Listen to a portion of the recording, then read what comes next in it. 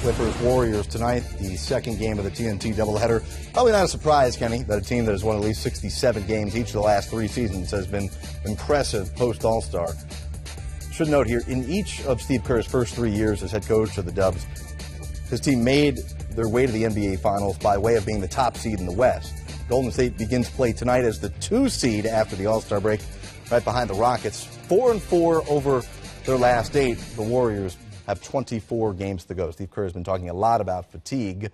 Do you buy it? And for a team that's only known the number 1 seed as their way to a title, is important. It's not physical fatigue, it's mental fatigue because, you know, regular season games, when you've been in the finals 3 years in a row, these games they're not big to you. You know, you walk into an arena, the atmosphere is not the same as a playoff atmosphere. And the closer you get towards it, the more you get bored with the regular season. So they have to fight against themselves. It has nothing to do with physical fatigue. It's about mental preparation and mental fatigue. Like, you know, do I come to the arena with the same type of mental preparation that I would if it was playoff time? No, it is not happening. And, you know, teams that have been to multiple championships always have to fight against that. And it's called fat cat-itis, being a fat cat. And eating well over the last 2 or 3 years.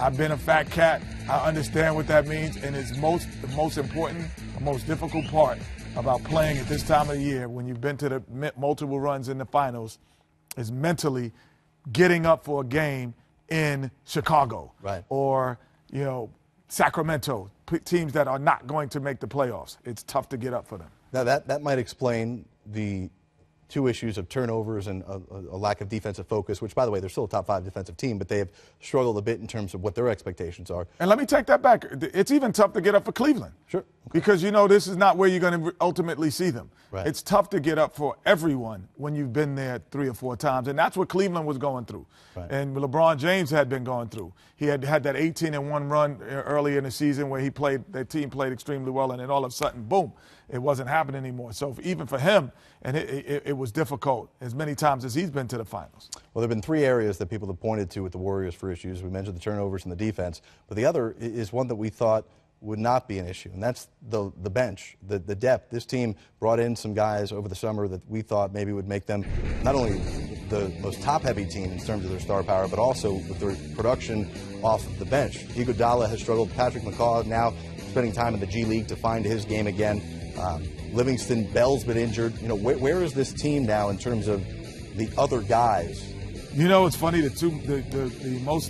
Maybe one of the most important guys on that list is Bell, because he brings that same type of energy and lets you continually play small but be big, because he plays bigger than his size. So him being hurt, actually, that's when a lot of this mental fatigue kind of went down, because he's a rookie. He doesn't have mental fatigue. He's excited about being on the floor with these great veteran players and his championship team. I think he was the single most guy. When he went down, if you chart it, all of a sudden we started hearing this mental fatigue.